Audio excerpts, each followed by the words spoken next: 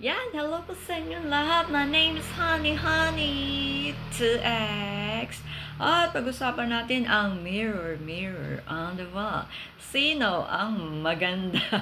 No? Ano yung mirror, mirror on the wall? Who is the prettiest among them all? Diba? Yung iba, takot tumingin sa salamin. Bakit? Kasi nga di sila maganda, no? Pero pag maganda ka, lagi kang tumitingin sa salamin. Kaya naman dito sa bahay namin, madaming salamin.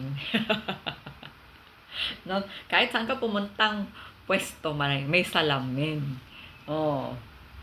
Kahit nasa likod ka na ng bahay, may salamin pa rin. Lumabas ka na ng gate, may salamin pa din. No? Nakakatuwa. Basta, ang masasabi ko lang, dapat sana lahat ng tao maganda.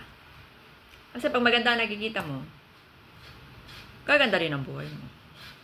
Kung ayaw mo maniwala, hindi mo ka maniwala.